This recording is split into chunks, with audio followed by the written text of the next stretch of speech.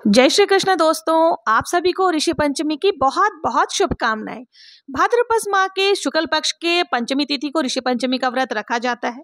ये व्रत सभी स्त्री पुरुष रख सकते हैं, लेकिन खासकर इस व्रत को सभी महिलाओं और कन्याओं को जरूर से रखना चाहिए, क्योंकि महीने में कुछ ऐसे दिन होते हैं जिनमें महिलाएं या कन्याएं पूजा नहीं कर सकती है।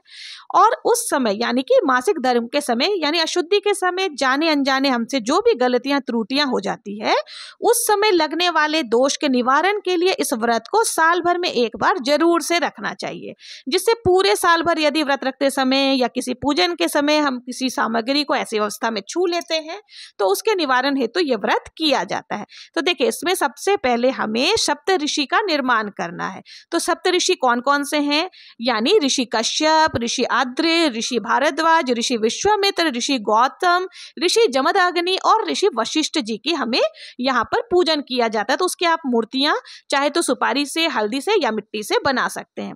इन सब के साथ ही हमें अरुंधति माता का भी पूजन करना है। तो इसके लिए हम किसी भी गमले से मिट्टी ले लेंगे और साफ मिट्टी से थोड़ा सा जल मिला करके हमें ऋषियों का निर्माण करना है। अब आप सुबह उठ करके स्नान आदि से निर्वित होकर के एक पाटा बिछा ले। पाटे के ऊपर आप फूलों का आसन दे करके हमें सप्त ऋषियों का और गणेश जी की पूजन करनी। सबसे पहले जो घर में आपके गणेश जी है उनको ले ले, उनको आपको फूलों के ऊपर विराजमान कर देना है। इनके साथ ही जो हमने सप्तऋषि बनाई थी और अरुंधति माता का निर्माण किया था, उनको भी यहाँ पर आपको विराजमान कर लेनी है। तो थोड़ा सा फूलों का आसन देकर के हमने सबको विराजमान कर लिया है।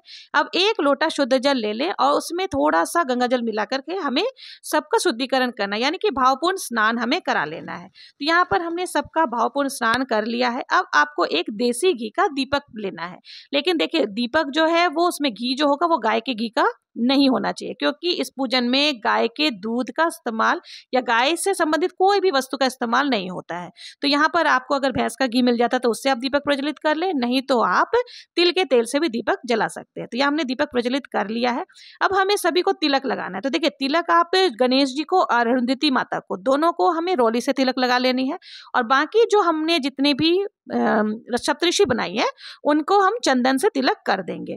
उसके बाद हम हाथ जोड़कर पूजा का संकल्प कर लेंगे कि आज हम आपकी पूजा के निमित्त आपके निमित्त पूजा कर रहे हैं, तो आप पूजा को निर्विघ्न पूरा करें। इसके बाद फिर हमें सबको वस्त्र स्वरूप कलावा समर्पित करना है। तो देखिए, कलावा आप चाहें तो जनेऊ भी चढ़ा सकते हैं, गणेश जी को जनेऊ चढ़ा दे और सप्तऋषियों को कलावा से ही जनेऊ के जैसे समर्पित कर सकते हैं। और अरुंधति माता को आप चाहे तो चुन्नी चढ़ा सकते हैं, नहीं तो आपको वस्त्र स्वरूप कलावा ही समर्पित कर देनी है। अब देखिए, हम इनको फूल समर्पित करेंगे। जो भी पुष्प आपको मिल जाए वो पुष्प आपको समर्पित कर देनी है।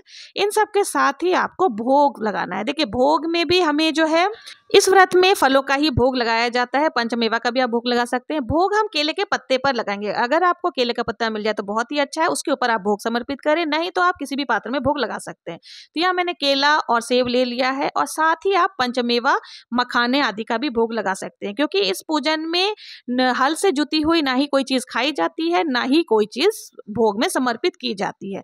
तो आप कोशिश करें कि फल, पंचमेवा, मखाने, इस तरह की चीजें जो होते हैं, फूल मखाने, वो सब आप भोग में समर्पित कर सकती हैं। तो यहाँ पे हमने फल और भोग समर्पित कर दिया। अब हम एक लोटा जल भी जरूर से समर्पित कर देंगे।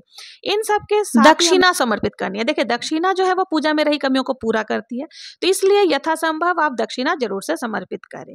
दक्षिणा समर्पित करने के बाद हमें एक लोटा जल ले लेना है, और अगर आप व्रत रख रही हैं तो आपको कथा सुननी है। कथा सुनने के लिए आपको मेरे चैनल पर कथा मिल जाएगी, क्योंकि अगर इसमें मैं कथा सुनाऊंगी तो कथा बहुत ही ज्यादा, ये वीडियो लंबी हो जाएगी। तो हाथ में पुष्प लेकर के हमें कथा सुन लेनी है। कथा सुनने के बाद जो ये पुष्प है वो हमें गणेश जी और सप्तऋषियों को समर्पित कर देना है, और जो लोटे में जल है उसे हमें सूर्य देव को अर्घ दे देना है, क्योंकि ये पूजा सुबह के समय की जाती है। तो आप पूजा के पश्चात लोटे का जल जो है सूर्य देव को समर्पित कर देंगे। इसके बाद हमें क्या करना है कि बहुत ही प्रेम पूर्वक आरती करनी है। तो हम यहाँ पर आरती करेंगे। अगर आपको सप्तऋषियों की आरती आती है तो वो कर सकते हैं, नहीं तो गणेश जी की आरती भी आप कर सकते हो। तो बहुत ही प्रेम पूर्वक गणेश जी की आरती करने के बाद हाथ जोड़ करके पूजा में रही कमियों के लिए क्षमा याचना करेंगे। तो इस तरह से जो है हमारी पूजा, दिन की पूजा पूर्ण हो जाती है। अब जो ये है, पूजा के बाद जल का जो लोटा है उससे हमें सूर्यदेव को अर्घ दे देनी है। भोग प्रसाद हम जितने भी भक्तजन कथा को सुन रहे हैं उन सभी में बांट देंगे, और इस तरह सुबह की पूजा हो जाती है। अब शाम होने से पहले हमें चौकी उठानी है। जब हम चौकी उठाएंगे तो उसके लिए हमें क्या करना है, जो हमने सप्तऋषियों का निर्माण किया था उनको हमें विसर्जन करना है, और जो हमने गणेश जी को स्थापित की थी, तो उस गणेश जी को हमें थोड़े से जल के छींटे लगा करके यथास्थान पर विराजमान कर देना है। अब जो हमने बड़ा सा पात्र लिया है और जो दक्षिणा है, दक्षिणा हमें किसी भी मंदिर में जाकर के दे आनी है। और अब एक बड़ा सा जल का पात्र ले ले, उसमें थोड़ा सा पुष्प और थोड़ा सा चंदन डाल करके हमें उसमें सभी सप्तऋषियों को विसर्जन करना है। देखिए, आपके आसपास में अगर नदी है तो वहां पर आप विसर्जन कर सकते हैं, अगर नदी नहीं है तो आपको किसी भी पात्र में विसर्जन घर पे ही आप बहुत ही आसानी से कर सकते हैं।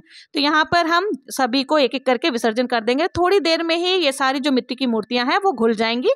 फिर आप जितने भी फूल है, पुष्प आदि को भी इसी में डाल लें और आप किसी भी पौधे में इनको डाल सकते हैं, बाद में ये खाद बन जाएंगे। तो इस तरह से आप जो है ऋषि पंचमी की पूजा कर सकते हैं। और आपको पता चल ही गया होगा कि ऋषि पंचमी की पूजा किस प्रकार से करनी है, उसमें हमें क्या खाना चाहिए, क्या नहीं खाना चाहिए। तो हल से जुती हुई कोई भी सामग्री का प्रयोग नहीं करेंगे। अगर आप चाय, कॉफी आदि पीना चाहते हैं तो आपको गाय के दूध का प्रयोग नहीं करना है, आप उसके स्थान पर भैंस का दूध प्रयोग में कर सकते हैं। आप चाहें तो देखिए, ये 24 घंटे भी व्रत रखा जाता है, नहीं तो आप चांद को अर्घ दे करके भी व्रत खोल सकते हैं। आप अपने स्वास्थ्य के हिसाब से व्रत को करें। तो ये थी ऋषि पंचमी की बहुत ही सरल पूजा विधि। अगर आपको पसंद आई हो तो प्लीज़ मुझे कमेंट सेक्शन में ज़रूर से बताएं।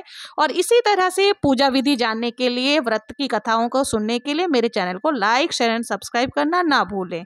तो मिलते हैं नेक्स्ट वीडियो में, तब तक के लिए जय श्री कृष्णा।